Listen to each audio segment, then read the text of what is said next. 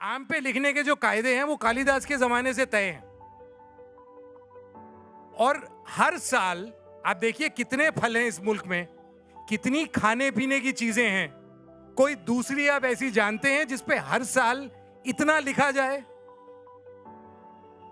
एक ऐसा फल जो अपने आप में फेस्टिवल है। आप जहां जाएं आपको हर शहर का अपना मैंगो फेस्टिवल मिल जाएगा। और यही नहीं, लोगों को जब एक दूसरे को अपमानित करना होता है, जलील करना होता है, तो गालियां दी जाती हैं। और इतनी तो सांस्कृतिक रूप से आप लोग चैतन्य लोग हैं, गालियां आमतौर से परिवार की महिलाओं के प्रति इंगित होती हैं। क्योंकि अगर आपको किसी का अपमान करना है तो आपको उनके परिवार की महिलाओं का अपमान करना पड़ता है। यह बोझ आम को भी उठाना पड़ता है। अगर आपको किसी इलाके का अपमान करना है तो आप उसके आमों का अपमान कीजिए। देखिए लोग कितनी जल्दी भुनकते हैं। कि आम की दो अदब रहे हैं हिंदुस्तान में। एक साधारण लोगों का है जो अमराई से जुड़ा है और बीज से उगने वाले पौधों से है, और दूसरा रईसों का है जो वाटिका से आता है और जो बाबर के आने के बाद एक नई तरह की बागबानी से बदला गया है। तो ये दो अलग अलग अदब हैं आम के। एक साधारण लोगों का जो गायब हो गया है, रईसों का थोड़ा बच गया है। आम के बारे में जो मालूम चली सबसे कठिन बात है मेरे लिए। मैं कई साल तक बागीचों में चला जाता था और वहां जो लोग काम कर रहे हैं उनसे पूछता था मालिक कहां है, तो वो बगले झांकने लगते थे। कई साल के बाद मुझे समझ में आया कि मैं सवाल गलत पूछ रहा था। फिर मैंने जाके पूछना शुरू किया ठेकेदार कहां है, तो वो चट से जवाब आ जाता था ठेकेदार वहां है, ये फोन नंबर है, लेके लगा लो। मैंने खेती पे रिपोर्टिंग करना इसलिए शुरू किया क्योंकि मैं जिस परिवार से आता हूं वहां कोई जमीन नहीं है। मुझे ऐसे लोगों से बड़ी ईर्ष्या होती थी जिनके पास जमीन है, बागीचे हैं, पेड़ हैं, और वो गर्मी की छुट्टी के बाद जब लौट कर आते थे तो उनके किस्सों में होता था कि हम पेड़ चढ़े, हमने आम खाए, आम मैंने भी खाए लेकिन बाजार से लेके खाए। तो इस चक्कर में मैं कृषि दर्शन छाप पत्रकार बन गया। और मुझे आम के बारे में समझने के दौरान ज्यादातर जमींदार ऐसे मिले हैं जो अपनी जमीन पे पांव नहीं धरते। आप वहां चले जाओ तो वो शुरू होते हैं किससे, अरे हमारे चचा जान बड़े शौकीन थे इसके, और वो नवाब साहब ने उनको यहां बुलाया था, और हमारा बागीचा तो बहुत ही अच्छा होता था। फिर आप धीरे से कहो जरा बागीचे चलें, तो आज गर्मी ज्यादा है, बाद में चलेंगे। और मैंने आज तक ऐसा किसान मुझे नहीं मिला है जो अगर खुद अपनी जमीन पे काम करता है और उससे आप उसकी खेती के बारे में कुछ पूछ ले तो उसी समय कहे चलो।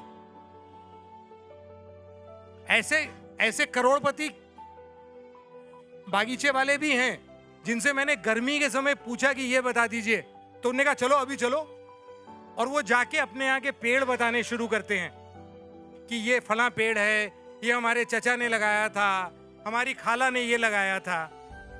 लेकिन ऐसे 100 या 200 में 2 या 4 मिलते हैं, और मुझे गिनती में एक एक के नाम याद है, उनके फोन नंबर याद हैं क्योंकि मैं उनको वापस फोन करता था। तो फिर ये समझ में आया कि ज्यादातर आज जो आम के बागीचे हैं वो पुराने बागीचे नहीं हैं। वो जब जमींदारी खत्म हुई आजादी के बाद तो लोगों को डर लगा कि परिसीमन में सीलिंग में जमीन चली जाएगी, तो उपजाऊ जमीन और सिंचित जमीन की सीलिंग छोटी थी और बागीचों की जमीन की सीलिंग बड़ी थी। रातों रात खानदानों के बगीचे निकल आए उसमें।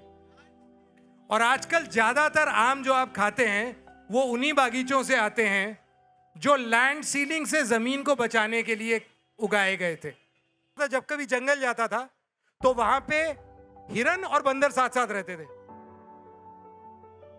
और जब भागते थे तो पहले बंदर आवाज करता था फिर हिरन भागते थे। अब मुझे समझ में आया कि सबसे पहले लाल रंग हिरन बंदर को दिखता है पेड़ के ऊपर से, हिरन को लाल नहीं दिखता, यानी शेर का नारंगी रंग हिरन को नहीं दिखता। और मजा ये देखिए कि शेर को भी नहीं दिखता, शेर को भी लाल नहीं दिखता, गाय को लाल नहीं दिखता, हिरन को लाल नहीं दिखता, केवल प्राइमेट ऑर्डर को दिखता है। और फल असली में, ये जो फलदार पेड़ हैं ये ज्यादा पुराने नहीं हैं। पेड़ जो पुराने थे वो कॉनिफर्स थे, चीड़ का जैसा पेड़ होता है।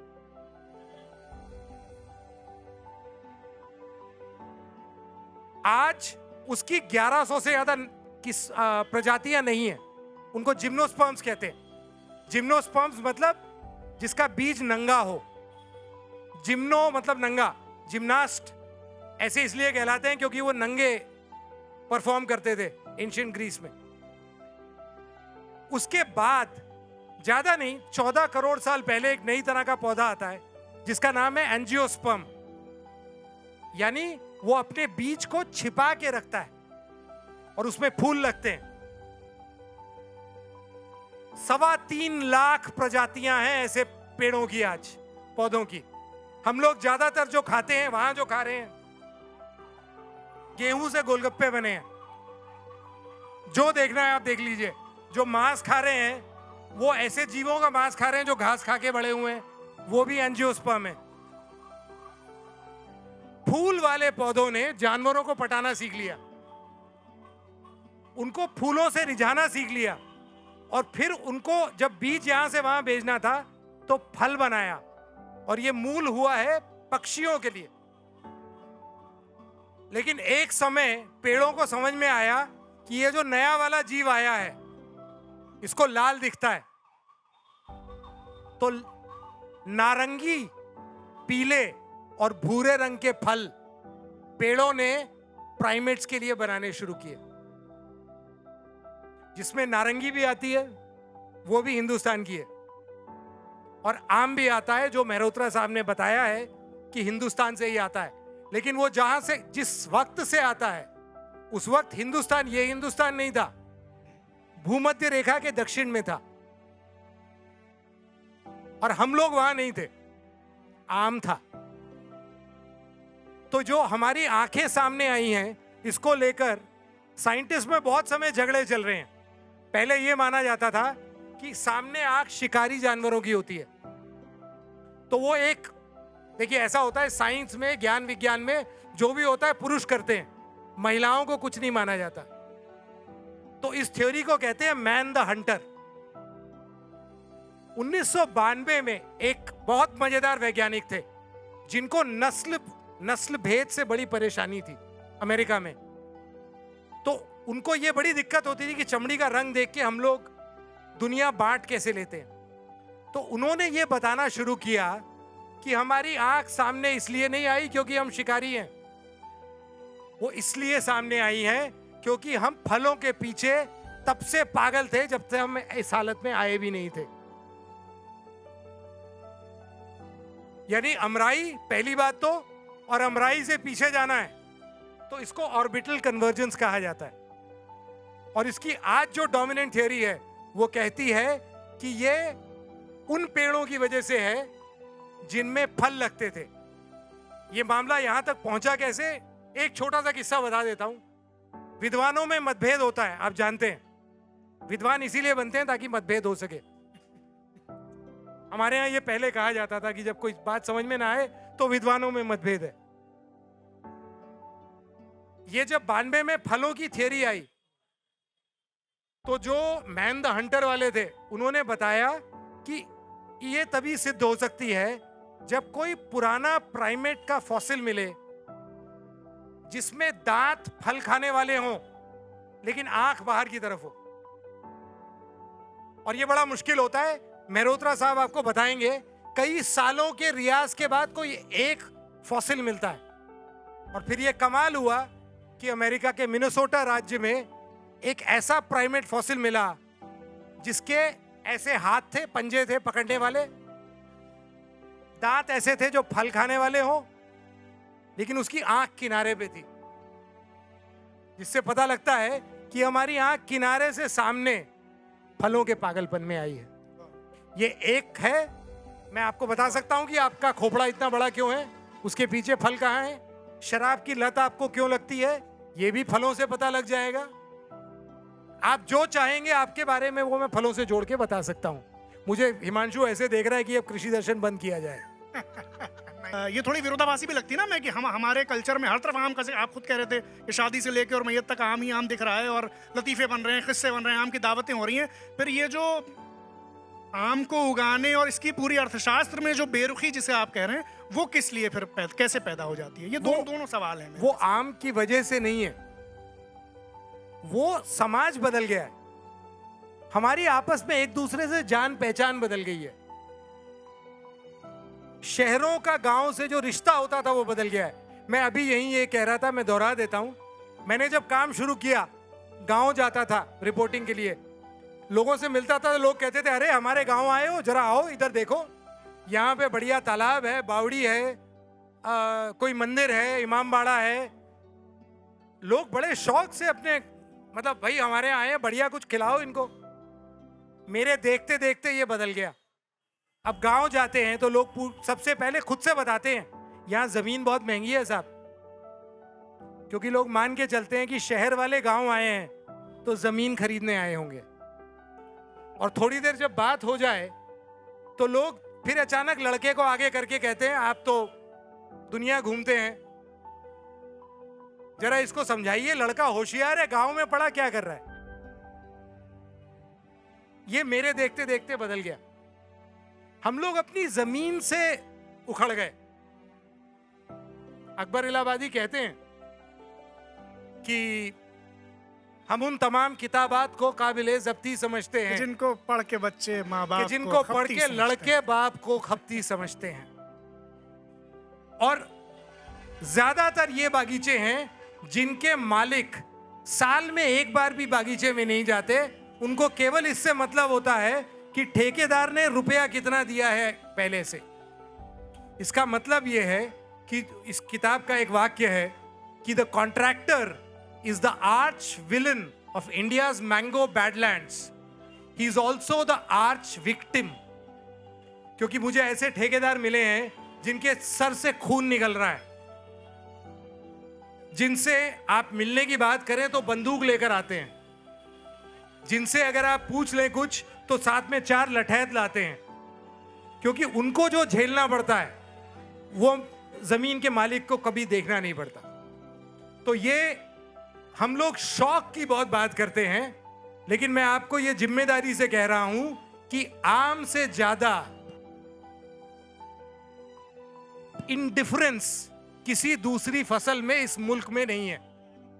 न जमींदार को मतलब है, न किसी और को मतलब है, लेकिन आम के शौक और उसके नवाबों पे हर साल मैंगो राइटिंग एसेस बहुत सारे आते हैं। तो हमको उससे जरा पीछे हटने की कोशिश करनी चाहिए, थोड़ा अपने लोगों से लेन देन करने की कोशिश करनी चाहिए। मैं चाहता हूँ ये जो बात जहाँ पर आपने ये बात खत्म की, यहीं से इसको आगे बढ़ाएं। ये जवाब अभी आपने बहुत छोटा दिया, इसको और विस्तार में मैं सुनना चाहता हूँ कि ये एक ऐसी चीज़ है, वो किस्से आम के नवाबों के वो तो मैं बहुत सुना देता हूँ, मुझे आते भी हैं, लेकिन मैं चाहता हूँ इस पर थोड़ी बातचीत और होगी। जो आप कह रहे हैं कि आम से इंडिफरेंस है लोगों का, उगाने वालों का भी, जो बाग के जो मालिकान हैं उनका भी, तो ये कैसे आप इसको देखते हैं?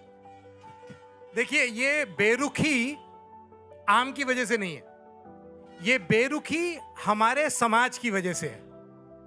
हमने अपने लोगों से ताल्लुक रखना बंद कर दिया है, अपनी जमीनों से, अपने कारीगरों से। कितने लोग बता पाएंगे आम के, अभी आम की बात करें तो नवाब साहब वगैरह वगैरह किससे शुरू हो जाएंगे।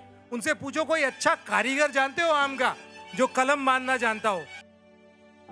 वो मैं छोड़ूंगा नहीं आपको जब तक कुछ किस्से नहीं सुन लूंगा। और वो उस सवाल के दायरे में कि अवामी आम कल्चर और रईसों के आम कल्चर में क्या फ़र्क आप देखते हैं, और उसमें कुछ किस्से जो मिलते हैं वो जल्दी जल्दी बता दें, टाइम का मुझे पता है। मुगल और अंग्रेजों से समझना आसान है।